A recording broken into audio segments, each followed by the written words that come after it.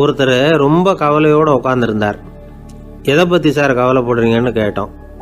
எதிர்காலத்தை பற்றி கவலைப்படுறேன்னார். ஏன்னு கேட்டோம். என்ன பண்ணுறதுன்னே தெரியல சார், எதிர்காலம் ஒரே இருட்டாக இருக்குது, பாதையே புரியலன்னார். இன்றைக்கி நம்ம இளைஞர்கள் பல பேருக்கு எதிர்காலம் இருட்டாக தான் தெரியுது. அவங்கெல்லாம் இந்த கதையை கொஞ்சம் கேட்கணும். ஒரு மலை அடிவாரத்தில் ஒரு சின்ன கிராமம். அந்த மலை ரொம்ப உயரமானது. அடர்த்தியாக செடி கொடிகள் மரங்கள் அதில் மண்டி கிடக்குது. பகல் வேளையில் இருட்டாக தான் இருக்கும், அவ்வளோ அடர்த்தி. அந்த மலை உச்சியில் ஒரு கோவில்.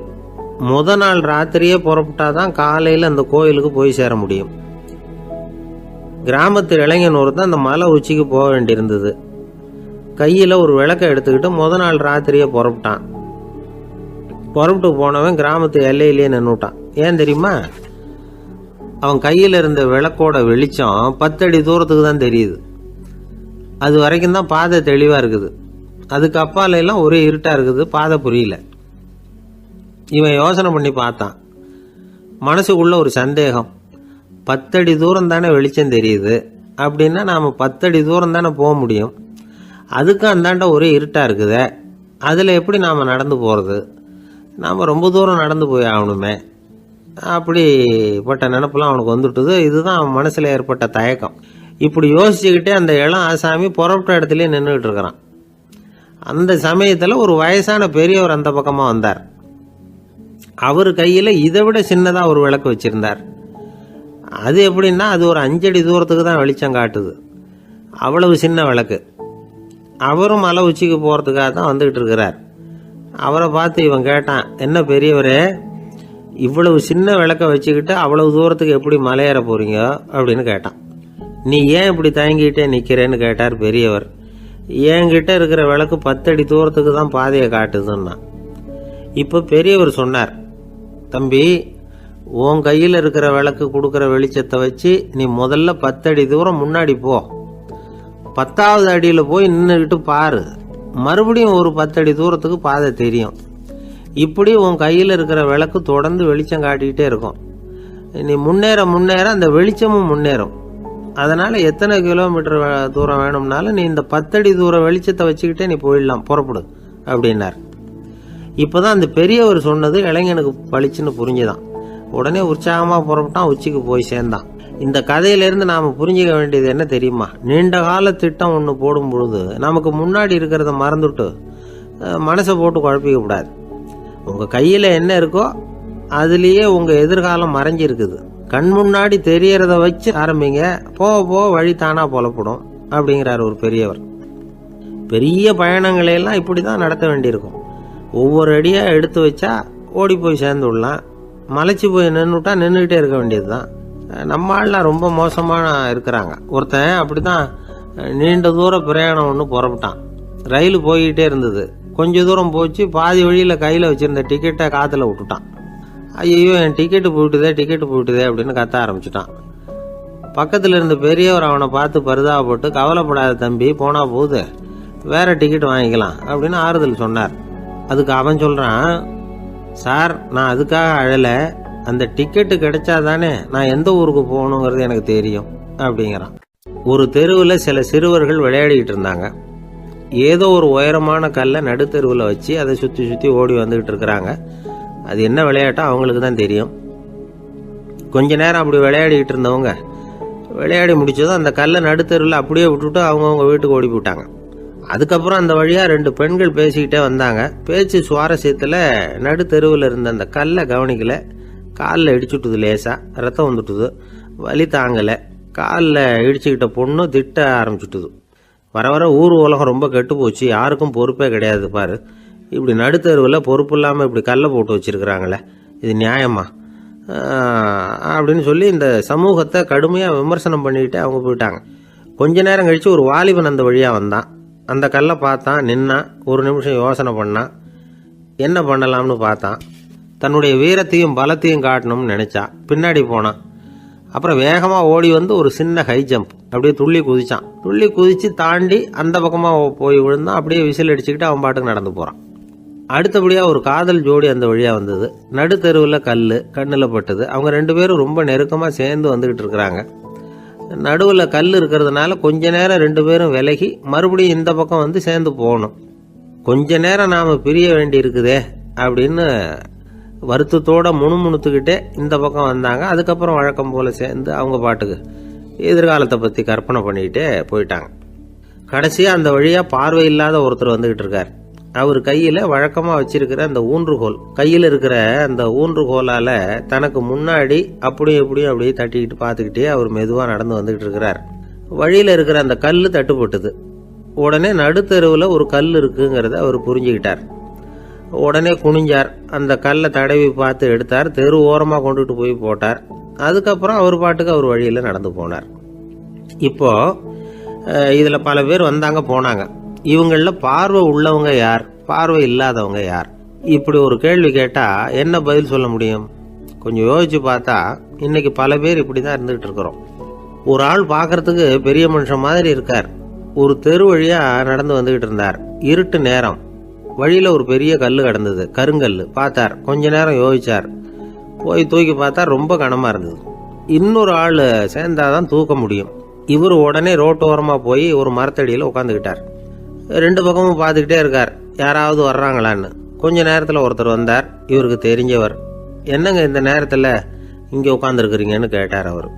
அதோ அந்த கருங்கல் அப்படின்னு சுட்டி காட்டினார். ஓ, அதை தூக்கி ஓரமாக போடணுமா? வாங்க 2 பேரும் தூக்கலான்னார் வந்தவர். நான் அதுக்காக உட்காந்துருக்கலன்னார் இவர். பின்ன வேற எதுக்காகன்னார் அவர். ஒரு மனுஷன் கருங்கல்லில் காலை இடிச்சுக்கிட்டான்னா எப்படி துள்ளுவான்னு பார்க்கணுங்கிறது எனக்கு ரொம்ப நாளாக ஒரு ஆசை. அதுக்காக தான் உட்காந்துருக்கிறேன் அப்படின்னாராம். ஒரு நாள் ஒரு தகப்பனார் தன்னுடைய பிள்ளைய அழைச்சிக்கிட்டு வந்தார். சார், இவன் சரியாக படிக்க மாட்டேங்கிறான், பெரியவங்களை மதிக்க மாட்டேங்கிறான். நீங்கள் கொஞ்ச நாள் இவனுக்கு குருவாக இருந்து நல்ல விஷயங்களை சொல்லி கொடுத்தா தேவையில்லைன்னார். பெரியவங்களையும் மதிக்காதவன் எப்படி என்ன மதிக்க போகிறான் அப்படிங்கிறது நமக்கு யோசனை வரும் இல்லையா? வேணாங்க, என்னை விட்டுருங்க அப்படின்னோம். அவர் விட மாட்டேன்னு விட்டார். இல்லைன்னா அவரே சிஷ்யன் ஆகிடுவார் போல இருந்தது. சரி, வேற வழி இல்லாமல் அந்த பையனையே என்னுடைய சீடனை ஏற்றுக்கிட்டு உபதேசமெல்லாம் பண்ண ஆரம்பித்தோம். அதாவது குரு பக்தின்னா அது எப்படி இருக்கணுங்கிறத பற்றி சொல்லி கொடுத்தோம் அவனுக்கு. சதமகர் அப்படின்னு ஒரு குரு இருந்தார். அவருக்கு ஒரு சீடர். அவன் பேர் துளசி சைதன்யன், நைஷ்டிக பிரம்மச்சாரி. தன்னுடைய குருவுக்கு எந்த நேரத்தில் எது தேவைங்கிறத புரிஞ்சுக்கிட்டு சேவை செய்கிறவன். ஆனால் இவனை பற்றி மற்ற சீடர்களுக்கு பொறாமை வந்துட்டுது. இவன் மட்டும் இப்படி இருக்கானேன்னு உடனே குரு கிட்ட போய் கோல் மூட்டினாங்க. அவன் சரியில்லை, அவன் நடந்துக்கிறது சரியில்லை, அப்படி இப்படின்னு எதையாவது சொல்லி. இருந்தாலும் இதையெல்லாம் அந்த குரு நம்பலை. அவருக்கு தெரியும் யார் யார் எப்படின்னு. துளசி சைதன்யன் பெருமையை மற்ற சீடர்களுக்கு உணர்த்தணும் அப்படின்னு நினைச்சார். அதுக்கு ஒரு வழி பண்ணார். ஒரு நாள் சீடர்களை எல்லாம் கூப்பிட்டுக்கிட்டு ஒரு காட்டு வழியாக போய்கிட்டு இருந்தார். அங்கே ஒரு பெரிய மலை அருவி கொட்டிக்கிட்டு இருந்தது. குரு சீடர்கள் பக்கம் திரும்பினார். இந்த மலையின் மேலே இருந்து அந்த படுபாதாளத்தில் குதிக்கிறதுக்கு உங்களில் யார் தயார் அப்படின்னு கேட்டார். ஒரு சீடனும் ஆய திறக்கலை, ஒதுங்கி நின்றுக்கிட்டாங்க. பின்னாடி மூட்டை முடிச்சோடு வந்துக்கிட்டு இருந்தான் துளசி சைதன்யன். அவனை பார்த்தார். தப்பாருப்பா, நீ மேலே இருந்து அந்த அருவியில் குதி அப்படின்னார். அப்படியே செய்கிறேன் சுவாமின்னா ஓடி போய் பொத்துன்னு குதிச்சுட்டான். அடுத்த கணமே குருநாதர் தன்னுடைய யோக சக்தியால் பறந்து போய் அவன் கீழே விழுந்துடாமல் தாங்கி பிடிச்சி கொண்டுகிட்டு வந்துட்டார். மற்ற சீடர்களுக்கெல்லாம் ஒரு மாதிரி ஆயிட்டுது. அடுத்தபடியாக என்ன பண்ணலாம்னு யோசிச்சாங்க இவனை மாட்டி விடுறதுக்கு. ஒரு நாள் வெத்தலை அடிக்கிற ஒரு சின்ன உரலையும் உலக்கையையும் எடுத்து ஒளிய வச்சுட்டாங்க. சதமகர் சன்னியாசி இல்லை, அவர் வெத்தலை போடுவார். பல்லு சரியில்லை, அதனால் இடித்து தான் வெத்தலையை போடணும். திடீர்னு வெத்தலை பாக்கு கேட்டார். வழக்கமாக உரலில் இடித்து தர்றது தான் துளசியின் பழக்கம். உரலை தேடினா கிடைக்கல, என்ன பண்ணுறது? குரு கேட்டுவிட்டாரே, குரு சேவை தானே முக்கியம். என்ன பண்ணால் வெத்தலை பாக்க தன்னுடைய வாயில் போட்டு முன்னும் அதை எடுத்து அவர்கிட்ட கொடுத்துட்டான். குரு எதையோ படிச்சுக்கிட்டே அதை வாங்கி வாயில் போட்டுக்கிட்டார். துளசி இன்னைக்கு தாம்பூலம் நல்லா இடிக்கப்பட்டிருக்கு, ருசியாக வேற இருக்குது, அதை இடித்த பாத்திரத்தை என் கண்ணால் பார்க்கணும்னு ஆசையாக இருக்குன்னு விட்டார். அதை மட்டும் அனுப்பி போய் நீ வர வேண்டான்னு வேற சொல்லிவிட்டார். இதை கேட்டதும் துளசி தவிச்சு போயிட்டான். இவன் போகாமல் எப்படி வாயை மட்டும் அனுப்பி வைக்க முடியும்? இவன் தவிக்கிறத பார்த்ததும் மற்ற சீடர்களுக்கெல்லாம் மனசுக்குள்ளே ரொம்ப சந்தோஷம். துளசி கொஞ்சமும் யோசிக்கல, வாழை எடுத்தான், தன்னுடைய தலையவே அப்படியே அறுத்து வெட்டி எடுத்தான். இன்னொரு சீடங்கிட்ட கொடுத்துட்டான், எடுத்துகிட்டு போன்னு சொல்லி கொண்டுட்டு போய் குரு முன்னாடி வைக்கிறாங்க. அந்த தலையில் வாய் திறந்திருக்கு, வெத்தலை போட்டு முன்னு இருந்தது, தெரிஞ்சு போச்சு, சிவப்பாக இருந்தது. அவனுடைய குரு பக்தியை இப்போ எல்லாரும் ஒத்துக்கிட்டாங்க. அதுக்கப்புறம் குரு சதமகர் தன்னுடைய அற்புத திறமையினால அந்த தலையை மறுபடியும் ஒட்ட வச்சுட்டார். துளசிக்கு உயிர் வந்துட்டுது. இப்படி ஒரு பெரிய கதை உண்டு. அதாவது துளசி சைதன்யன் அவனுடைய குரு பக்தி எப்படி அப்படின்னு கேட்டோம். ரொம்ப அபாரம் அப்படின்னு அந்த பையன் அடக்கமா சும்மா விளையாட்டுக்காக தான் அப்படி அவங்ககிட்ட கேட்டோம். ஏன்பா உன்னுடைய குரு பக்தியை என்கிட்ட காட்டுறதுக்கு உன்னோட கழுத்தை நீயே அறுக்கணும்னு நான் சொன்னா அதை நீ செய்வியா அப்படின்னு கேட்டோம். என்னுடைய கழுத்தை நானே அறுக்க வேண்டிய அவசியம் இல்லை சார் அப்படின்னா அவன். ஏண்டான்னு அதே காரியத்தை தான் இனிமே நீங்க தினமும் செய்ய போறீங்களே சார் அப்படிங்கிறான். ஆசைப்படுறதுல தப்பு இல்லை, ஆனா அந்த ஆசை தேவைக்கு தகுந்த மாதிரி இருக்கணும். தேவைக்கு மீறிய ஆசைகள் இருக்கு பாருங்க, அது தேவையில்லை. இந்த கருத்தை வலியுறுத்தது மாதிரி ஒரு கதை உண்டு. தேவேந்திரனுக்கு திடீர்னு வீடு கட்டணும்னு ஒரு ஆசை வந்துதான். வீடுன்னா நாம கட்டுற மாதிரி இல்லை. தேவேந்திரன் வீடுன்னா சும்மாவா, ஒரு பிரம்மாண்டமான அரண்மனை கட்டணும். அது மாதிரி இந்த 3 லோகத்திலையும் ஒரு அரண்மனை கிடையாது அப்படின்னு எல்லாரும் சொல்லணும். இது அவனோட ஆசை. உடனே தேவ தச்சரான விஸ்வகர்மாவை கூப்பிட்டான், உத்தரவு போட்டான். விஸ்வகர்மா தன்னுடைய உதவியாளர்களை எல்லாம் கூப்பிட்டு ஒன்னா சேர்த்துக்கிட்டார். படாத பாடுபட்டு ஒரு பெரிய அரண்மனையை கட்டி முடிச்சார். கட்டி முடிக்க 1000 வருஷம் ஆச்சு. தேவேந்திரன் பார்க்கறான். அவனுக்கு திருப்தி ஏற்படலை.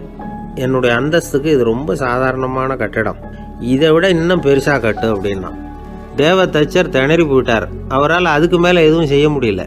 என்ன பண்றதுன்னு யோசனை பண்ணார். நேரா நாரதர் காலில் போய் விழுந்தார். நீங்க தான் என்னை இந்த பிரச்சனையிலேருந்து காப்பாற்றணும்னார்.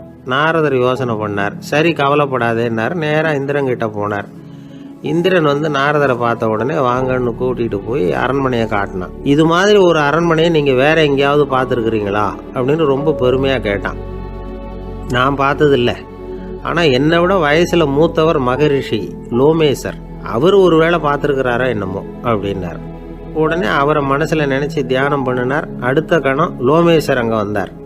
இடையில ஒரு சின்ன துண்டு, கையில ஒரு கமண்டலம், தலையில ஒரு பாய், அவ்வளவுதான் அவர்கிட்ட இருந்தது. எதுக்காக தலையில இந்த பாய் அப்படின்னு கேட்டான் இந்திரன். என்ன மாதிரி அற்ப ஆயுள் உள்ள ஒரு ஜீவன் தனியா வீடு கட்டிக்கிட்டு திண்டாடணுமா? இந்த பாய் தான் ஒரு வீடு மாதிரி எனக்கு நிழல் கொடுக்குது அப்படின்னார் அவர். என்னது உங்களுக்கு அவ்வளவு கொஞ்சமான ஆயுளா அப்படின்னு ஆச்சரியத்தோடு கேட்டான் இந்திரன். ஆமாம், இதை பாரு, என்னுடைய மார்பில் ஒரு பொற்காசு அளவுக்கு ரோமம் உதிர்ந்துட்டுது. எப்போ என் உடம்புல உள்ள எல்லா ரோமமும் உதிர்ந்துருமோ அப்போ என்னுடைய ஆயுள் முடியும் அப்படின்னார். எப்போ அந்த ரோமங்கள் பூரா உதிரும்னு கேட்டான் இவன். ஒரு பிரம்மா மறைஞ்சதும் ஒரு ரோமம் உதிரும். என் உடம்புல உள்ள ரோமங்களின் எண்ணிக்கை எவ்வளவோ அவ்வளவு பிரம்மாக்கள் தோன்றி அவங்க ஆயுள் முடியும் பொழுது என் உடம்புல உள்ள ரோமங்கள் பூரா உதிரும் அப்படின்னார். அப்படின்னா ஒரு பிரம்மாவோட ஆயுள் எவ்வளவு காலம்னு கேட்டான். ஒரு பிரம்மாவுக்கு 100 தேவ வருஷம். ஒவ்வொரு தேவ வருஷத்துக்கும் 365 தேவ நாள். ஒவ்வொரு தேவ நாள்லையும் ஒன்ன மாதிரி 14 இந்திரர்கள் தோன்றி மறைகிறாங்க அப்படின்னு மகரிஷி லோமேசர் சொல்றார். இதை கேட்டதும் இந்திரன் ஆடி போட்டான். அவ்வளவு ஆயுள் உள்ள இவரே அற்ப ஆயுள்னு சொல்றார். நான் என்னுடைய ஆயுளை பெருசா நினைச்சுக்கிட்டு பிரம்மாண்டமான அரண்மனை கட்டணும்னு ஆசைப்படுறேனே அப்படின்னு நினைச்சான். எனக்கு வீடு கட்டின வரைக்கும் போதும்னு விட்டான். அதனால நாமெல்லாம் நம்முடைய தேவைக்கு தகுந்த மாதிரி ஆசைப்படுறது தான் நியாயம்.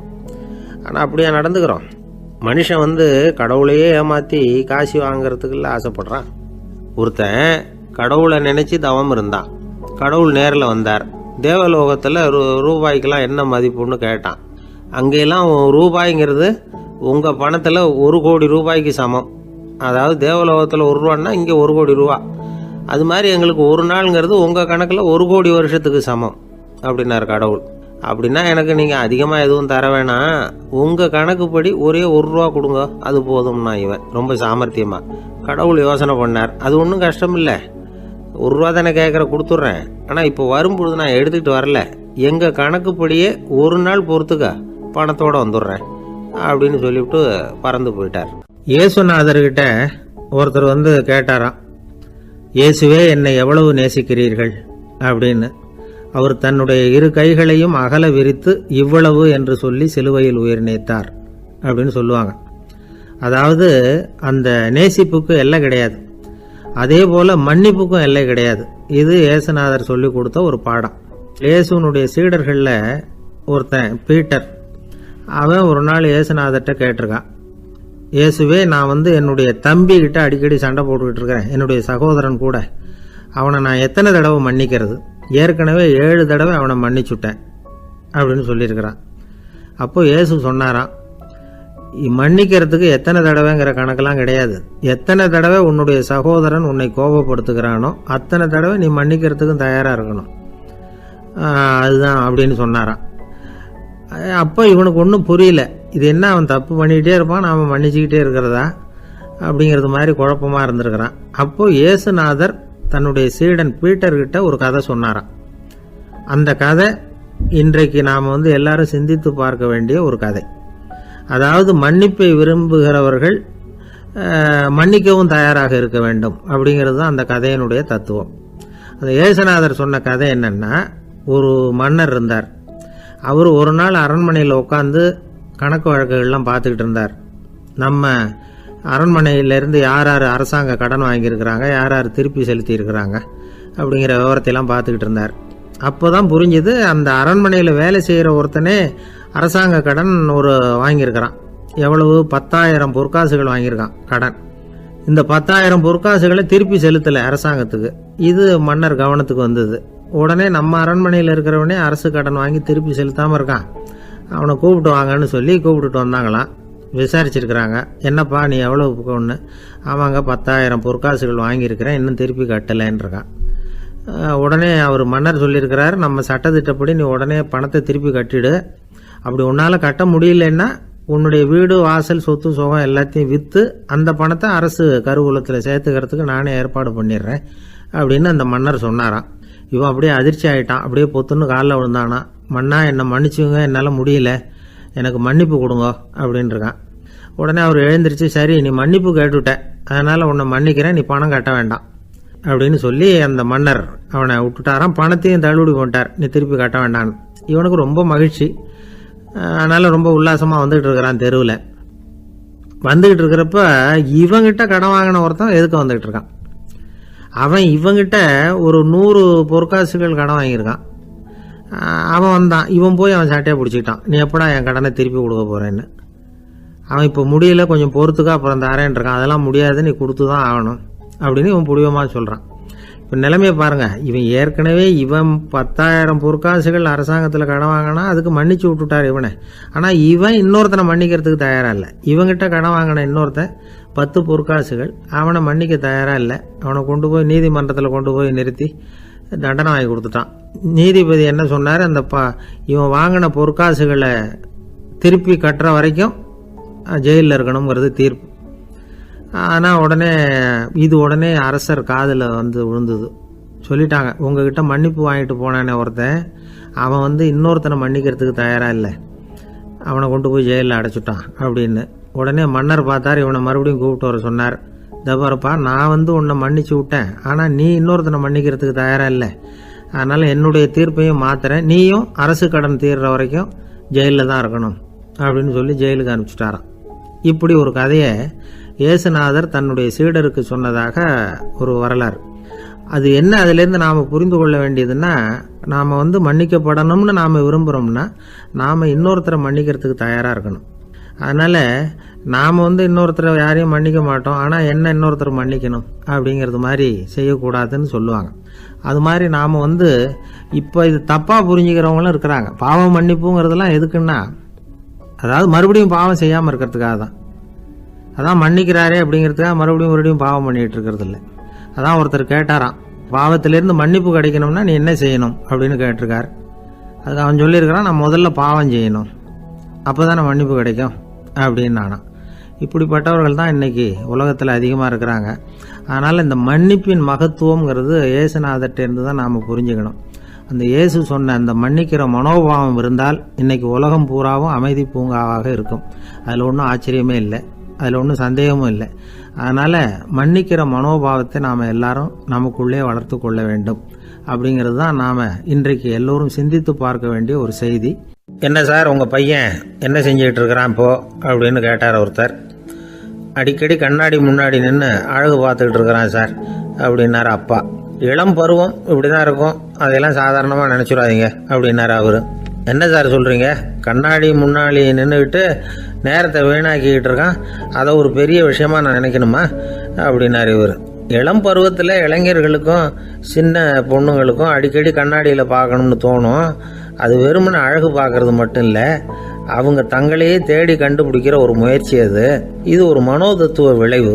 இது வரைக்கும் சின்ன பிள்ளையா இருந்துட்டோம், இனிமேல் நாமளும் மற்றவங்க மாதிரி மனிதர்கள் தான் அப்படிங்கிற உணர்வு அவங்களுக்கு வருது. தங்களோட முகம் எப்படி இருக்குது, அழகு எப்படி இருக்குது, உடம்பு நேரம் எப்படி இருக்குது, முடி எப்படி இருக்குது அப்படிங்கிறதையெல்லாம் கண்டுபிடிக்கிறாங்க. அதுக்கப்புறம் இன்னொரு ஆணோ பொண்ணோ தன்னை கவனிக்கணும் அப்படின்னு நினைக்கிறாங்க. இதெல்லாம் மனோதத்துவ உண்மைகள், இதெல்லாம் இயற்கை. இதை பார்த்துட்டு பெற்றவங்க பிள்ளைங்க கெட்டு போட்டாங்க அப்படின்னு நினைக்கக்கூடாது, அவங்கள திட்டிகிட்டே இருக்கக்கூடாது. இன்றைக்கி பல குடும்பங்களில் இதுதான் நடந்துக்கிட்டு இருக்குது. மனுஷ வாழ்க்கையிலேயே இப்படியும் இல்லாத அப்படியும் இல்லாத ஒரு பருவம் இளம் பருவம். 13லேருந்து 19 வயசுக்கு உட்பட்ட ஆண்கள் பெண்கள் இந்த வகையை சேர்ந்தவங்க, டீனேஜ் குரூப். இவங்கள சின்னவங்கன்னு நினச்சிட முடியாது, பெரியவங்கன்னு நினச்சிட முடியாது. இவங்க ரொம்ப சென்சிட்டிவ். சமூகம் நினச்சா இவங்களை நல்லவங்களாகவும் ஆக்கலாம், கெட்டவங்களாகவும் ஆக்கலாம். கொஞ்சம் அக்கறை எடுத்துக்கிட்டால் பெரிய பெரிய மேதைகளையும் விஞ்ஞானிகளையும் உருவாக்கலாம். ஆனால் நடக்கிறது என்ன தெரியுமா, அநேகமாக இவங்களை யாருமே சரியாக புரிஞ்சுக்கிறது இல்லை, இவங்களை சரியாக நடத்துறதும் இல்லை. இது வரைக்கும் நாம் சொல்கிறத கேட்டுக்கிட்டு இருந்தான், இப்போல்லாம் அவன் இஷ்டத்துக்கு நடக்க ஆரம்பிச்சுட்டான் அப்படின்னு வருத்தப்படுற பெற்றோர்கள் அதிகம். இது வருத்தப்படுற விஷயம் இல்லை, சந்தோஷப்பட வேண்டிய விஷயம். உங்கள் புள்ள சொந்தமாக யோசிக்க ஆரம்பிக்கிறதும் நடந்துக்க ஆரம்பிக்கிறதும் ஒரு தப்பான விஷயமா? அவன் கடைசி வரைக்கும் உங்கள் பேச்சையே கேட்டுக்கிட்டு இருக்கணுங்கிறது என்ன நியாயம்? இன்றைக்கி இளைஞர்களை பெரியவங்க தப்பாக புரிஞ்சுக்கிட்டு தவறாக நடத்துறதுனால தான் அவங்களுக்கு வெறுப்பு, எரிச்சல், மனக்கசப்பு எல்லாம் உண்டாகுது. பெற்றவங்க சரியாக மதிக்கிறது இல்லை அப்படிங்கிற ஒரே காரணத்தினாலேயே வீணாக போகிற பிள்ளைங்க இன்றைக்கி அதிகம். சரி, பெற்றவங்களுக்கு இன்றைக்கி என்ன தான் புத்தி சொல்ல வர்றீங்க அப்படின்னு கேட்குறீங்களா? நாம் எதையும் சொல்ல வரல, ஆனால் அது சம்பந்தமான சில நிபுணர்கள் சொல்லியிருக்கிறத உங்கள் காதில் போட்டு வைக்கலாம். அது என்னென்னா, பிள்ளைங்க கிட்ட அன்பு செலுத்துங்க. குழந்தையா இருந்தப்போ எவ்வளவு பாசமாக இருந்தீங்க, வளர வளர அதை ஏன் குறைச்சிக்கிறீங்க? பெற்றவங்களின் அன்பான வார்த்தைகளுக்கு ஏங்குறவங்க தான் இன்றைய இளைஞர்கள். அவங்க எதை சொன்னாலும் அதை அக்கறையாக காது கொடுத்து கேளுங்க, அலட்சியப்படுத்தாதீங்க. அவங்க விரும்புறது உங்ககிட்ட இருந்து ஒரு மதிப்பு, மரியாதை, அங்கீகாரம், இவ்வளவுதான். அவங்க அவங்களாவே முடிவுகள் எடுக்கட்டும், அதுக்கு நீங்கள் உதவியாக இருங்க, அது போதும். மற்றவங்க முன்னாடி, முக்கியமாக அவங்க நண்பர்கள் முன்னாடி அவங்கள பற்றி மட்டமாக பேசாதீங்க. அவங்கக்கிட்ட பொய் சொல்லக்கூடாது. நீங்கள் சொன்னது பொய்ன்னு தெரிஞ்சு போச்சுன்னா உங்கள் பேரில் அவங்களுக்கு இருக்கிற மதிப்பு போயிடும், நம்பிக்கை போயிடும். அவங்களுக்கு முன்னாடி நீங்கள் சண்டை போடக்கூடாது. உங்கள் பிள்ளைய எப்பவும் இன்னொரு பிள்ளையோட ஒப்பிட்டு பேசுகிற வேலையே வேணாம். கூட பிறந்த மற்றவங்களோட கூட ஒப்பிடக்கூடாது. இப்படி செஞ்சால் அவன் உங்ககிட்டையும் பிரியமாக இருக்க மாட்டான், அவங்ககிட்டையும் பிரியமாக இருக்க மாட்டான். புள்ள எங்கே போகிறான், என்ன பண்ணுறான் அப்படின்னுலாம் துப்பறிஞ்சிக்கிட்டு இருக்கக்கூடாது. இளைஞர்கள் தனிமையை விரும்புகிறவங்க. அவங்கள பெட்டியில் வச்சு மூடி பாதுகாக்கணும்னு நினைக்கக்கூடாது. அவங்கள எப்படி பாதுகாக்கிறது அப்படிங்கிறது அவங்களுக்கே தெரியும். உங்கள் புள்ள எப்படி நடந்துக்கணும்னு நீங்கள் எதிர்பார்க்குறீங்களோ அது மாதிரி நீங்கள் நடந்து காட்டுங்க, அது போதும். ஒரு வீட்டில் அப்பாவும் அம்மாவும் பேசிக்கிட்டு இருக்கிறாங்க. என்னங்க, நம்ம பொண்ணு பெரியவளாயிட்டா, அடிக்கடி கண்ணாடி முன்னாடி போய் நின்றுக்கிட்டு இருக்கிறா, சீக்கிரமாக ஒரு பையனை பார்த்து கல்யாணத்தை முடிக்காமல் இப்படி மசன்னு கல் மாதிரி உட்காந்துருக்குறீங்களே அப்படின்னு சத்தம் போட்டாங்க அந்த அம்மா. அவசரப்படாத, பார்க்கறதுக்கு கண்ணுக்கு அழகா லட்சணமா புத்திசாலியாக ஒரு பையன் கிடைக்க வேணாமா, அதுதான் பார்த்துக்கிட்டு இருக்கிறேன் அப்படின்னார் அப்பா. இதுக்கு அந்த அம்மா சொல்கிறாங்க, எங்கள் அப்பா இப்படியெல்லாம் நினச்சிக்கிட்டு இருந்திருந்தா எனக்கு கல்யாணமே ஆயிருக்காது தெரியுமா அப்படின்னாங்களாம். ஒரு வயசான அம்மா தெரு வழியாக போயிட்டு இருந்தாங்க. அவங்க கையில் எண்ணத்தையோ வச்சுக்கிட்டு அதை அடிக்கடி பார்த்துக்கிட்டே இருந்தாங்க. ஒருத்தன் மெதுவாக அவங்கக்கிட்ட போய் கையில் இருக்கிறது என்ன அப்படின்னு எட்டி பார்த்தா அவங்க கையில் 4 பல் இருந்துதான். இவன் ஆச்சரியமாக அந்த அம்மாவை பார்த்தான். ஏம்மா, உனக்கு என்ன பைத்தியமா, ஏது இந்த பல், இதை என்னத்துக்காக கையில் வச்சுக்கிட்டு அலைஞ்சிக்கிட்டு இருக்கிற அப்படின்னு கேட்டிருக்கான். அதுக்கு அந்த அம்மா விவரம் சொல்ல ஆரம்பித்தாங்களாம். இதை பாருப்பா, எனக்கு ஒரு மகன் இருந்தான், அவனை ரொம்ப செல்லமாக வளர்த்தேன். அவனை தரையிலேயே நடக்க விடுறதில்ல, எப்பவும் தூக்கி வச்சுக்கிட்டு இருப்பேன். அவன் நல்லா பெரியவனாகி பள்ளிக்கூடம் போகிறப்ப கூட அவன் புஸ்தக மூட்டையை நான் தான் சுமந்துக்கிட்டு போவேன். பார்க்குறவங்க கூட கேலி பண்ணுவாங்க, ஏம்மா படிக்க போகிறது நீ ஏன் உன் பிள்ளையான்னு கேட்பாங்க. அவன் இன்னைக்கு எவ்வளவோ பெரிய மனுஷன் ஆகிட்டான், வெளிநாட்டில் பெரிய உத்தியோகத்தில் இருக்கான். சமீபத்தில் இங்கே வந்துட்டு போனான். ஒரு நாள் ஏதோ கோபத்தில் என்ன அரைஞ்சுட்டான். அப்போ இந்த 4 பல்லும் கீழே விழுந்துட்டுது. இன்னமும் கூட விழுந்திருக்கும், ஆனால் பல்லு தான் இல்லை.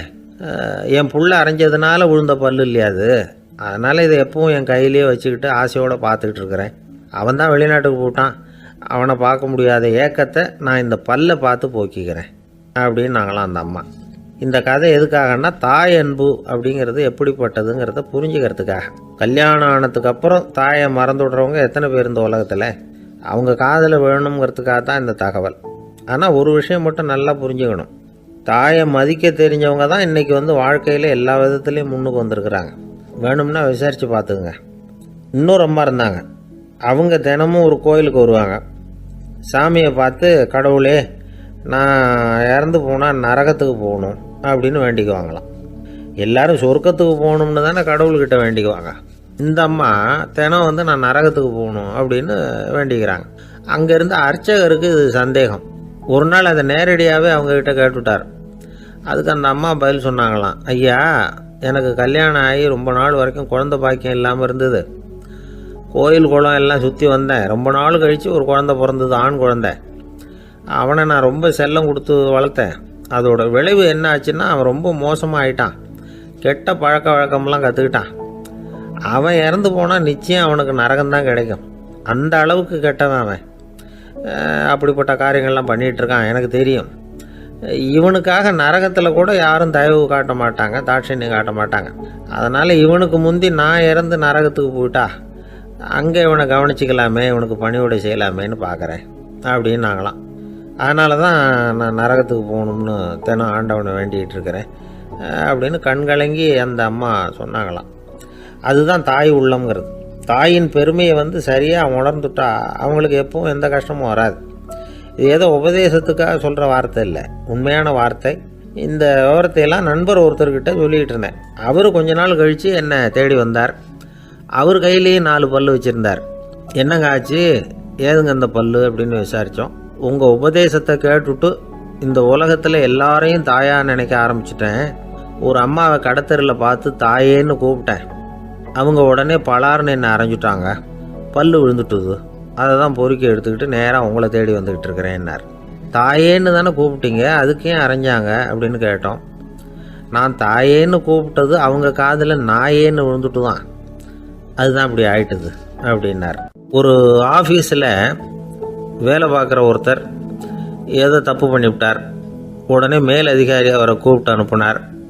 நீ செஞ்சது தப்புன்னார் கோபமாக. இது ஒரு ரகம். சில அதிகாரிகள் இப்படி நீங்கள் செஞ்சது தப்புன்னு சொல்கிறதில்ல, நீங்கள் செஞ்சது சரி அப்படின்னு சொல்கிறதில்ல.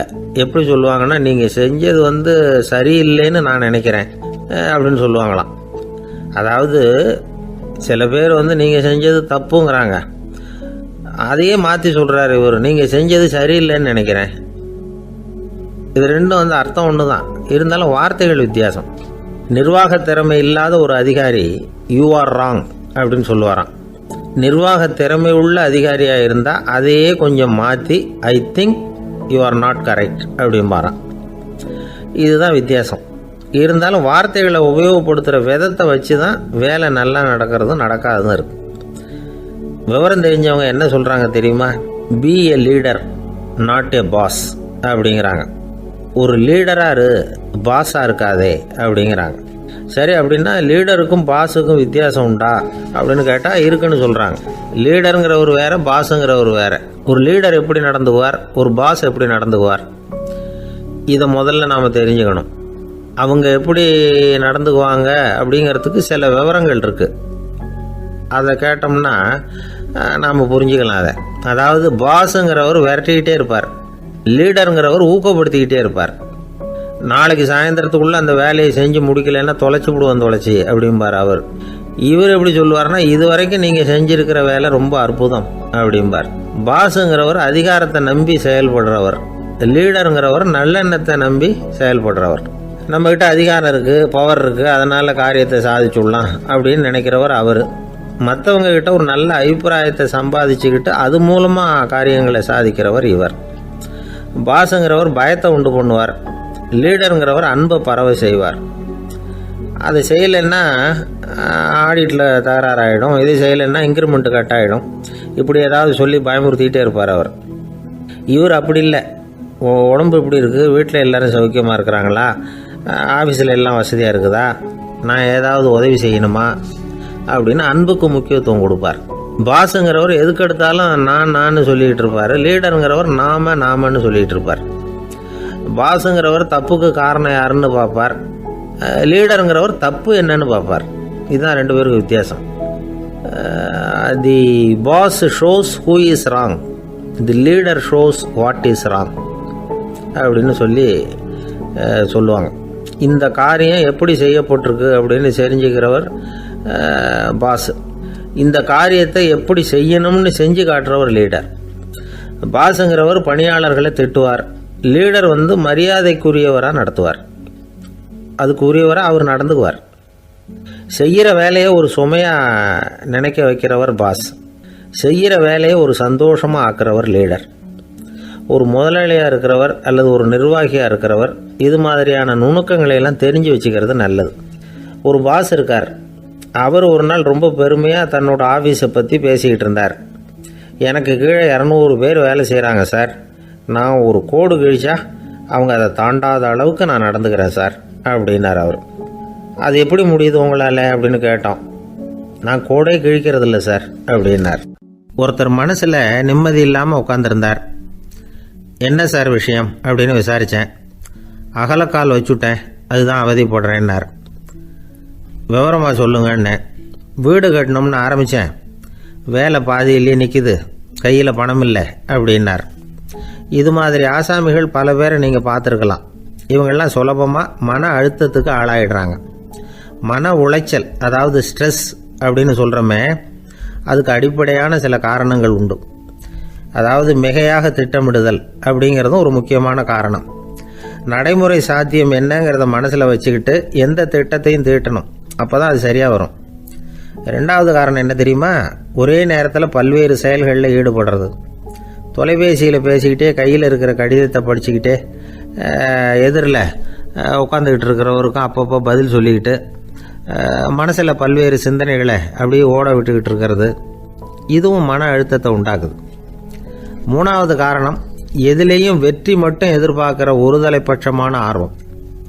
நாம் தொட்டதெல்லாம் வெற்றியாகவே முடியணும் அப்படின்னு எதிர்பார்க்குறவங்க ஏதாவது ஒன்றில் தோல்வியை கண்டால் தோண்டு போயிடுறாங்க. எப்படியும் முடியலாம்ங்கிற எண்ணம் ஏற்கனவே நமக்குள்ளே இருந்துட்டுதுன்னா அந்த அவஸ்தை வராது. அதனால் அதுவும் நம்ம வளர்த்து கொள்ள வேண்டிய ஒரு குணம். மன உளைச்சல் ஏற்படுறதுக்கு இன்னொரு காரணம், எதையும் வேகமாக செஞ்சுடணும் அப்படிங்கிற துடிப்பு. அந்த துடிப்பே மனசை அழுத்த ஆரம்பிச்சிடும். எந்த ஒரு காரியத்திலையும் தாமதமோ இடையூறோ ஏற்பட்டால் அதை பொறுத்துக்கிற மனப்போக்கம் வேணும். அது இல்லாதவங்க அழுத்தத்துக்கு ஆளாயிடுறாங்க. சில பேர் வேலைன்னு எந்த நேரம் பார்த்தாலும் வேலையே கதின்னு கிடப்பாங்க. பொழுதுபோக்குக்கோ உடற்பயிற்சிக்கோ குடும்பத்தில் உள்ளவங்க அல்லது நண்பர்கள் கூட கலந்துரையாடவோ கொஞ்சம் கூட நேரம் ஒதுக்க மாட்டாங்க. இந்த சுபாவம் மன அழுத்தத்தை உண்டு பண்ணும். இதையெல்லாம் புரிஞ்சுக்கிட்டு அதிலிருந்து விடுபடுறது எப்படின்னு யோசிக்கணும். வல்லுநர்கள் இது தொடர்பாக சில யோசனைகளை சொல்லி வச்சிருக்கிறாங்க. அது என்னன்னா, வாழ்க்கைங்கிறது பிரச்சனைகளால் பின்னப்பட்ட ஒன்று. அது எப்போவுமே முடிவடையாத ஒரு தொடர்கதை அப்படிங்கிறத முதல்ல நாம் புரிஞ்சுக்கணும். ஒரே நேரத்தில் ஒரு காரியத்தில் மட்டுமே நாம் கவனம் செலுத்தணும். அடுத்தவங்க காரியத்தில் தலையிடக்கூடாது. எதையும் பேச ஆரம்பிக்கிறதுக்கு முன்னாடி நம்மை நாமே கேட்டுக்க வேண்டிய கேள்வி 2. 1, நான் சொல்ல போகிறது ரொம்ப முக்கியமானதா? 2வது, நான் சொல்கிறத அவங்க கேட்குறதுக்கு ஆசைப்படுறாங்களா? நான் பேசுகிறதுக்கு அது சரியான நேரம் தானா? இதை யோசித்து பார்த்ததுக்கப்புறம் எதையும் பேச ஆரம்பிக்கணும். முடிஞ்ச அளவுக்கு வளைந்து போகிற சுபாவத்தை வளர்த்துக்கணும். நம்ம நேரம் விலை மதிப்பு இல்லாதது, அதை வீணாக்கக்கூடாது. சிரிக்க தெரியலனாலும் பரவாயில்ல, முகத்தில் கொஞ்சம் புன்முறுவலாவது காட்டணும். இதெல்லாம் ரொம்ப முக்கியம். அடுத்தவங்க ஏதாவது செஞ்சால் உடனே நன்றி சொல்ல மறக்கக்கூடாது. தினமும் கொஞ்சம் நேரத்தை தனிமையில் செலவு பண்ணணும். மன உளைச்சலிருந்து விடுபடுறதுக்கு 3 முக்கிய வழிகள் சொல்கிறாங்க. அதை சுருக்கமாக ரெட் அப்படின்னு சொல்கிறாங்க. RED ஆங்கில எழுத்தில். அந்த முதல் எழுத்து R, அது என்னென்னா ரிலாக்ஸேஷன், அதாவது இடை ஓய்வு. 2வது E எக்ஸர்சைஸ், உடற்பயிற்சி. 3வது டயட், திட்டமிட்ட உணவு முறை. அதனால் தியானம், மூச்சு பயிற்சி இதெல்லாம் இந்த இடை ஓய்வுக்கு வழிகள். எந்த வேலையையும் தொடர்ந்து செய்யக்கூடாது. எல்லார்கிட்டையும் கலகலப்பாக பழகணும். மாதத்துக்கு 1 நாளாவது குடும்பத்தோடு வெளியில் போயிட்டு வரணும். சுலபமான உடற்பயிற்சிகளை செய்யலாம். உடற்பயிற்சிங்கிறது நமக்காக நாம் செய்கிற ஒரு நீண்டகால முதலீடு அப்படின்னு சொல்லுவாங்க. அதாவது லாங் டேர்ம் இன்வெஸ்ட்மெண்ட்டாக. அளவோடு சாப்பிட்ணும், மெதுவாக சாப்பிட்ணும். இதெல்லாம் கொஞ்சம் மனசில் வச்சுக்கிட்டு நடந்துக்கிட்டால் மகிழ்ச்சியாக வாழலாம். சில பேர் சாப்பாட்டு விஷயத்தில் ரொம்ப அக்கறை எடுத்துக்கிறது உண்டு. ஒரு குண்டு ஆசாமி சாப்பிட உக்காந்தார். முதல்ல ஒரு மாத்திரை சாப்பிட்டார். எதுக்குன்னு கேட்டோம். பசி எடுக்கிறதுக்குன்னார். சாப்பிட்டு முடித்தார். பிறகு மறுபடியும் ஒரு மாத்திரை சாப்பிட்டார். இது எதுக்குன்னு கேட்டோம். சாப்பிட்டது ஜீரணமாகறதுக்கு அப்படின்னார். என் நண்பர் ஒருத்தர் ஆழ்ந்த சிந்தனையில் இருந்தார். என்ன யோசனை பண்ணுறீங்கன்னு கேட்டேன். தலைவர் ஆகணும்னு பார்க்குறேன், அதுதான் என்ன வழின்னு யோசிச்சுக்கிட்டு இருக்கேன்னார். நான் கூட அது மாதிரி யோசித்து பார்த்தேன். அதுக்கப்புறம் அந்த யோசனையை கை விட்டுட்டேன் அப்படின்னோம். ஏன்னு கேட்டார். அதுக்கான தகுதிகள் நமக்கு இல்லைங்கிறது புரியுது. அது நமக்கு புரியறத விட நம்ம விட மற்றவங்களுக்கு நல்லா புரிஞ்சு போச்சு. அதனால் பேசாமல் கம்முன்னு இருந்துடுறது தான் நல்லது அப்படின்னோம். தலைவர் ஆகிறதுக்கு தகுதிகள் வேற உண்டோ அப்படின்னு கேட்டார். அவர் யதார்த்தமாக தான் கேட்குறார். நாங்கள் உடனே எங்ககிட்ட இருந்த ஒரு புத்தகத்தை எடுத்து அவர்கிட்ட கொடுத்தோம். படித்து பாருங்கன்னு. தலைவர் ஆகிறதுக்கு என்ன வழி அப்படிங்கிறத பற்றி அதில் போட்டிருக்கிறாங்க. முதல் வழி என்ன தெரியுமா? ஒரு 4 பேர் முன்னாடி இல்லைன்னா ஒரு கூட்டத்துக்கு முன்னாடி நீங்கள் பேச போகிறீங்க. அப்போ எப்படி ஆரம்பிக்கணும்னா, உண்மையான புகழ்ச்சி, நேர்மையான பாராட்டு, இதோடு ஆரம்பிக்கணும். எடுத்ததுமே அது சரியில்லை இது சரியில்லைன்னு பேசிகிட்டு இருக்கக்கூடாது. மக்களை பார்த்து நீங்கள் தான் தப்பு பண்ணிவிட்டீங்க அப்படின்னு நேரடியாக சொல்லக்கூடாது. தவறு இருந்தாலும் அதை மறைமுகமாக ஏதாவது கதை சொல்லி அதிலிருந்து அவங்க புரிஞ்சுக்கிற மாதிரி செய்யணும். அடுத்தவங்க பண்ண தப்பு என்னன்னு அலசறதுக்கு முன்னாடி நீங்கள் பண்ணின தப்பு என்னங்கிறத பற்றியே பேசுங்க. எதுக்கும் நேரடியாக உத்தரவு போட்டுக்கிட்டு இருக்கக்கூடாது.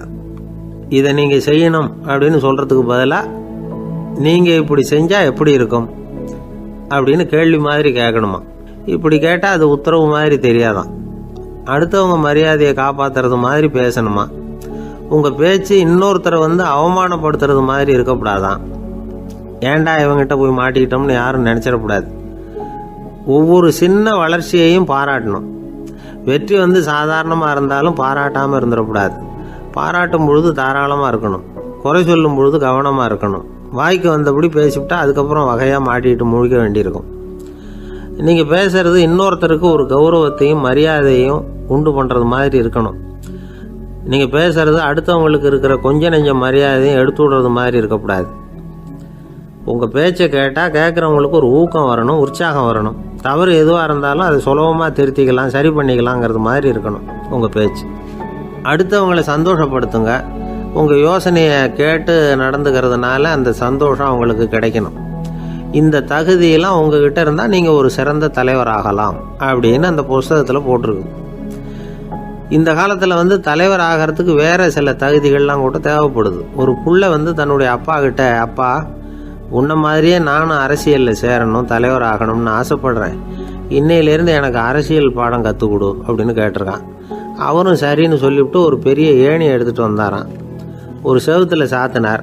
இந்த ஏணியில் ஏறி உயர போய் அங்கே பரன் மேலே இருக்கிற ஒரு புத்தகத்தை எடுத்துகிட்டு வாடான் இருக்கார் மகனை பார்த்து. அப்பா ஏணி ரொம்ப உயரமாக இருக்குது, நீ ஜாக்கிரதையாக இதை பிடிச்சிக்கோ, நான் ஏறி போகிறேன் அப்படின்னு நான் பையன். பயப்படாத, நான் பார்த்துக்கிறேன்னார் அப்பா. பையன் ஏணியில் ஏறினா உச்சிக்கு போனதும் அப்பா கையை எடுத்துட்டார். ஏணி அப்படியே சரிஞ்சுட்டுது. பையன் பொத்துன்னு கீழே விழுந்துட்டான். இடுப்பு பிடிச்சிக்கிட்டே எழுந்திரிச்சான். என்னப்பா இது, இப்படி என்னை ஏற விட்டுட்டு கையை விட்டுட்டியே, இப்படி கை விடலாமா அப்படின்னு கத்தியிருக்கான். அப்பா நிதானமாக சொன்னாராம், அவசரப்படாதேப்பா, அரசியலில் இதுதான் முதல் பாடம், பெத்த அப்பனாக இருந்தாலும் அவனை நம்பாதே அப்படின்னு உபதேசம் பண்ண ஆரம்பிச்சாரான். என்னுடைய நீண்டகால நண்பர் ஒருத்தர் வருஷம் தவறாமல் திருநள்ளாறு அப்படிங்கிற திருத்தலத்துக்கு போயிட்டு வர்றது வழக்கம். அங்கே என்ன சார் விசேஷம்னு கேட்கறது உண்டு. என்ன இப்படி கேட்குறீங்க, சனி பகவான் நலன் விருப்பப்படி அங்கே தானே எழுந்தருளி இருக்கிறார், அவரை போய் பார்த்து ஒரு கும்பிடு போட்டுட்டு வந்தா நம்ம பிடிச்சிருக்கிற சனியெல்லாம் விலகும் அப்படிம்பார். சத்தம் போட்டு சொல்லாதீங்க சார், வீட்டில் வேற யார் காதிலாவது இது விழுந்துற போது அப்படின்னு சொல்கிறது உண்டு வர்றவங்க. இப்போது நான் சொல்கிறதுல உள்ள நியாயத்தை புரிஞ்சுக்கிட்டு அவரும் கொஞ்சம் எச்சரிக்கை உணர்வோடு நமக்கு நன்றி சொல்லுவார்னு வச்சுங்களேன். அதாவது பார்வை மூலமாகவே அந்த நண்பருக்கு ஆன்மீக விஷயங்கள்ல அதிக ஈடுபாடு உண்டு. அப்பப்போ சில புராண கதைகளை எல்லாம் சொல்றது உண்டு. ரொம்ப சுவாரஸ்யமா இருக்கும். எப்பவுமே புராண விஷயங்களை எல்லாம் அறிவியலுங்கிற தராசில வச்சு எடை போட்டுட்டு இருக்கக்கூடாது. அப்படி பார்த்தா அதெல்லாம் நம்ப முடியாத வெறும் கற்பனைகளா தோணும், மூட நம்பிக்கைகளாகவும் தெரியும். புராணங்களை புராணங்களாவே புரிஞ்சுக்கிறவங்களுக்கு அதெல்லாம் அர்த்தமுள்ள செய்திகளை உள்ளடக்கி இருக்கிறதாக தெரியும். அந்த வகையில தான் இந்த நண்பரும் நிறைய செய்திகளை சொல்றது உண்டு. சனியை போல கொடுக்கிறவனும் இல்லை, சனியை போல கெடுக்கிறவனும் இல்லை அப்படின்னு சோதிடர்கள் சொல்லுவாங்க. நாம ஏதாவது ஒரு வம்புல மாட்டிக்கிட்டா பிடிச்சது சனி அப்படிங்கிறோம்.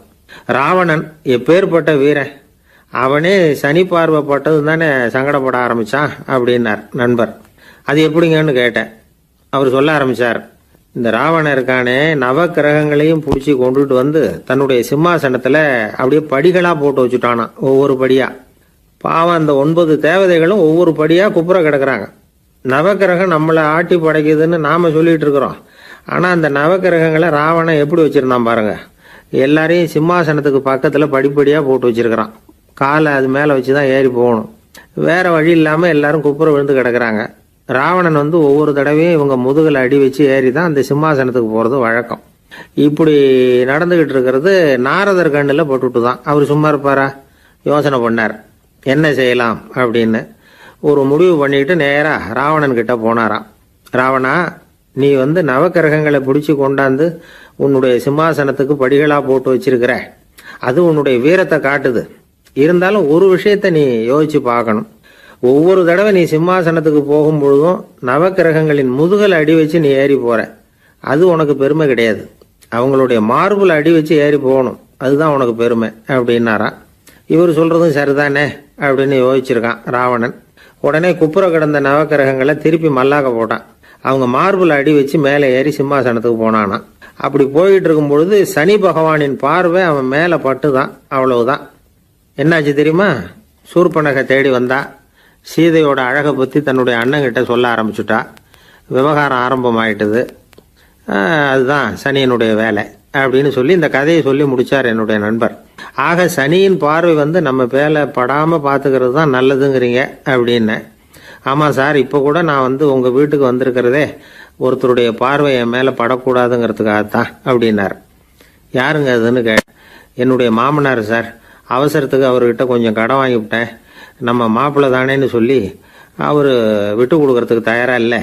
இன்னைக்கு இப்ப அவர் எங்க வீட்டுக்கு வரக்கூடிய நேரம், அதுதான் அவர் பார்வையிலிருந்து படாம தப்பிக்கலாங்கிறதுக்காக இங்க வந்துட்டேன் அப்படின்னார். பார்வை படணும்னு இருந்தா பட்டுத்தான் தீரும் போல இருக்கு அப்படின்னா. என்ன சார் சொல்றீங்கன்னார் ஒன்னும் புரியாம. நீங்க இங்கதான் வருவீங்கன்னு அவருக்கு ஏற்கனவே தெரியும் போல இருக்கு. அதனால உங்களுக்கு முன்னாடியே உங்க மாமனார் இங்க வந்துட்டார்.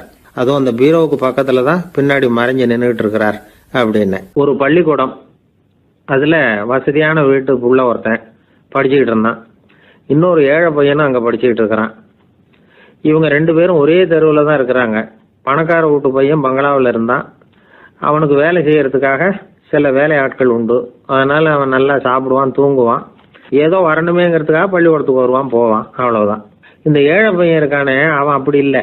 காலையில எழுந்திருப்பான், உடற்பயிற்சி பண்ணுவான், அவங்க வீட்டில் கிடைக்கிற சாதாரண உணவு அதை அளவோட சாப்பிடுவான், வீட்டில் உள்ள வேலைகளையும் செய்வான், பள்ளிக்கும் தவறாம வந்துடுவான். அவனுக்கு கூட பிறந்த சகோதர சகோதரிகள் 8 பேர். எல்லாரும் தன்னம்பிக்கையோட அவங்க வேலையை செஞ்சுக்கிட்டு இருந்தாங்க. இந்த பையன் எப்பவும் உண்மையை தான் பேசுவான், கடமையை ஒழுங்கா செய்வான். ஆசிரியர்களுக்கு இவனை ரொம்ப பிடிக்கும். அதனால இவன் அந்த பள்ளிக்கூடத்து மாணவர் தலைவனா ஆக்கியிருந்தாங்க.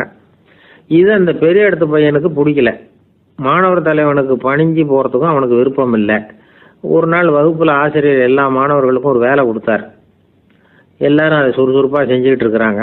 இவன் மட்டும் சோம்பலா உட்காந்துருக்கிறான். ஆசிரியர் அந்த பக்கமா வந்தார். இதை பார்த்துட்டார். உடனே மாணவர் தலைவனா இருக்கிற அந்த ஏழை பையனை கூப்பிட்டார். இந்த பாருப்பா, ஏன் அந்த பையன் இப்படி சும்மா உட்காந்துருக்கிறான், என்னன்னு விசாரிச்சு சொல்லு அப்படின்னு சொல்லிவிட்டு உள்ள போயிட்டார். இவன் மெதுவா போய் அவன்கிட்ட விசாரிச்சான், ஏன் இப்படி சோர்ந்து போய் உட்காந்துருக்கிற அப்படின்னு. அவன் ரொம்ப அலட்சியமா இவனை திரும்பி பார்க்கறான். என்னோட சிரமம் உனக்கு என்ன தெரியும்? வீட்டில் என்னுடைய சௌகரியங்களை கவனிக்கிற வேலை ஆட்கள் 2 பேரும் இன்னைக்கு வேலைக்கு வரல. அதனால என்னோட வேலையெல்லாம் நானே கவனிக்கிற மாதிரி ஆயிட்டுது. அதனால சோர்ந்து போயிட்டேன் அப்படின்னு நான்.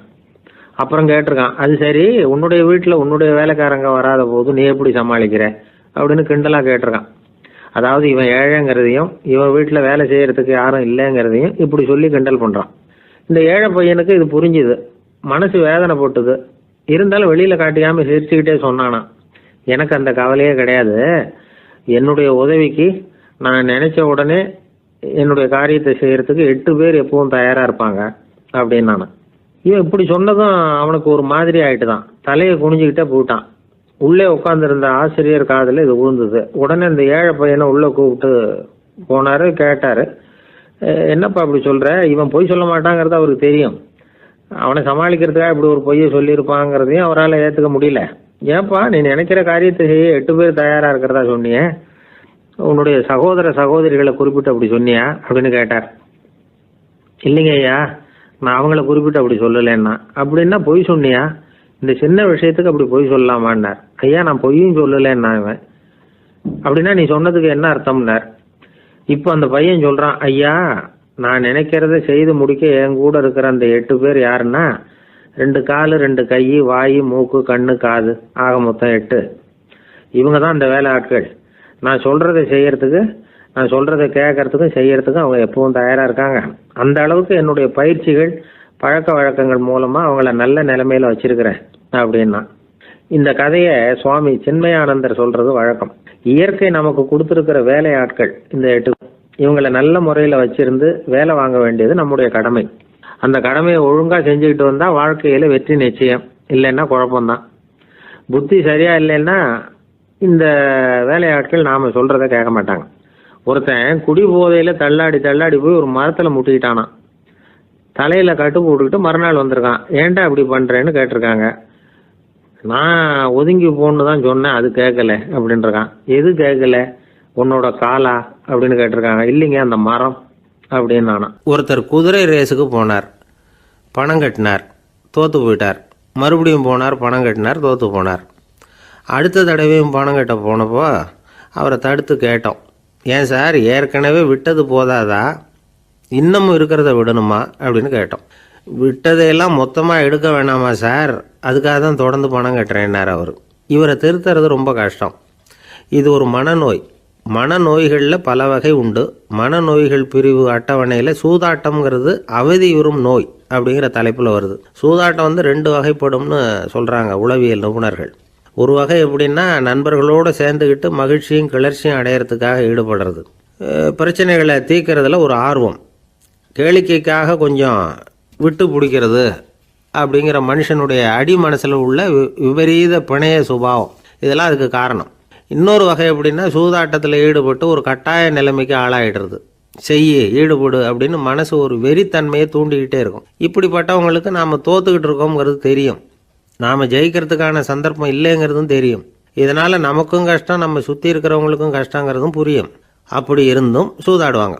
இதுக்கு காரணம் சூதாடியின் பகற்கனவு அப்படிங்கிறாங்க நிபுணர்கள். இந்த நிலைமைக்கு கட்டாய சூதாட்டம் அல்லது நிர்பந்த சூதாட்டம் அப்படின்னு பேர் வச்சிருக்கிறாங்க. இப்படிப்பட்ட ஆசாமி இருக்கிறது பூரா விட்டுருவான், கடன் வாங்குவான், திருடுவான். இருந்தாலும் என்னைக்காவது ஒரு நாள் ஜெயிச்சிருவேன் அப்படின்னு சொல்லிக்கிட்டே இருப்பான். விட்டதை எடுத்துருவேங்கிற ஒரு நம்பிக்கை சுடர் அவனுக்குள்ளே எரிஞ்சிக்கிட்டே இருக்கும். இவனை மனநோயாளி அப்படின்னு சொல்லிட முடியாதான். என்ன காரணம்னா இது மாதிரி ஆளுங்க கிட்ட மன போராட்டமோ கவலையோ பதட்டமோ இருக்கிறது இல்லை. சில விசேஷமான குணங்கள் இவங்க கிட்ட உண்டு. எதிர்ப்பு உணர்ச்சி, சிறுபிள்ளைத்தனம், சட்ட திட்டங்களையும் சம்பிரதாயங்களையும் உட தெரியாத மனப்போக்கு, பொறுப்பில்லாத தன்மை, நெறி தவறி நடக்கிறது எல்லாம் இவங்ககிட்ட உண்டு. ஆனால் வெளிப்பார்வைக்கு ரொம்ப சிநேகமாக இருப்பாங்க, அன்பாக இருப்பாங்க. அப்படி இருக்கிறதாக காட்டிக்குவாங்க. ஆதாயம், சுயலாபம் இதெல்லாம் கருதி தான் பழகுவாங்க. இவங்க கேட்குறப்ப நாம் பணம் கொடுக்கலன்னு வச்சுக்கோங்க, நம்மளை கை விட்டுருவாங்க. நம்ம மேலே அபாண்டமாக பழி சுமத்துறது கூட தயங்க மாட்டாங்க. தங்களுடைய சூதாட்ட நடவடிக்கைகளுக்கு சாதகமான காரணங்களை சொல்லிகிட்டு இருப்பாங்க. நீ வேணும்னா பாரு, ஒரே நாளில் நான் இழந்ததையெல்லாம் மீட்டு லட்சாதிபதி ஆறேன்னா இல்லையா பாரு அப்படிம்பாங்க. தோற்று போகிறத ஒரு படிப்பினையாக இவங்க எடுத்துக்கிறதே இல்லை. தோற்று போகிறதுலேயே இவங்களுக்கு ஒரு அலாதியான சுகம். தனக்குத்தானே துன்பத்தை வரவழைச்சிக்கிட்டு இன்பம் அடையிறதுக்கு தன்வதை சுகம் அப்படின்னு பேர். இவங்கெல்லாம் அந்த ரகம். சில பேர் எப்படி தெரியுமா, மந்திர எண்ணங்களை வரவழைச்சிக்கிறது, சூதாடுறதுக்காக ஆஃபீஸில் கையாடல் பண்ணுறது, அடுத்தவங்க கிட்டேருந்து திருடுறது. இந்த மந்திர எண்ணம் தீவிரமாச்சுன்னா ஒரு மாதிரியாக பேச ஆரம்பிச்சிருவாங்க. தோல்வி தான் சார் வெற்றிக்கு முதல் படியும்பாங்க. தன்னால் பகடக்காய்களையும் குதிரை ஓட்டிகளையும், அதாவது இந்த ஜாக்கிகள், அதெல்லாம் கட்டுப்படுத்த முடியுங்கிற பித்து நிலைக்கு இவங்கெல்லாம் தள்ளப்பட்டுருவாங்க. சில சூதாடிகள் ஆராய்ச்சி பார்த்ததில் என்ன தெரிய வந்தது தெரியுமா? அவங்கெல்லாம் குழந்தை பருவத்தில் அன்புக்காக ஏங்கினவங்களாம், புறக்கணிக்கப்பட்டவங்களாம், உதவிகளை பெற முடியாதவங்க, இப்படிலாம் இருந்திருக்கிறாங்க. இவங்க வளர வளர மற்றவங்க சௌகரியம் பற்றி அக்கறை இல்லாதவங்களாக ஆயிடுறாங்க. அதிர்ஷ்ட தேவதை தன்னோடு இருக்கிறாங்க அப்படிங்கிற அசையாத நம்பிக்கை இவங்களுக்கு. இவங்களை திருத்துறது ரொம்ப கஷ்டம். அதனால் பந்தயம், சூதாட்டம் இது மாதிரியான விஷயங்களை விட்டு விலகியே இருக்கிறது தான் நமக்கு நல்லது. ஒரு ஆள் சொன்னான், என்னுடைய குதிரை வேகமாக ஓடுறதுக்கு என்ன வழி அப்படின்னு கால்நடை மருத்துவர்கிட்ட யோசனை கேட்டேன். அவர் ஒரு பாட்டில் நிறைய மாத்திரைகளை கொடுத்து தினம் 2 மாத்திரை வீதமாக கொடுக்க சொன்னார். முதல் நாள் 2 மாத்திரையை கொடுத்துட்டு அது மேலே ஏறி உட்கார்றதுக்கு போனேன். அவ்வளவுதான். அதுக்குள்ளே அது அம்பு மாதிரி பாஞ்சு ஓடி போச்சு. நான் இன்னும் உட்காரவே இல்லை, அதுக்குள்ளே பாஞ்சு ஓடி போச்சு அப்படின்னா. அடடா, அப்புறம் நீங்கள் என்ன பண்ணீங்க அப்படின்னு கேட்டாங்க.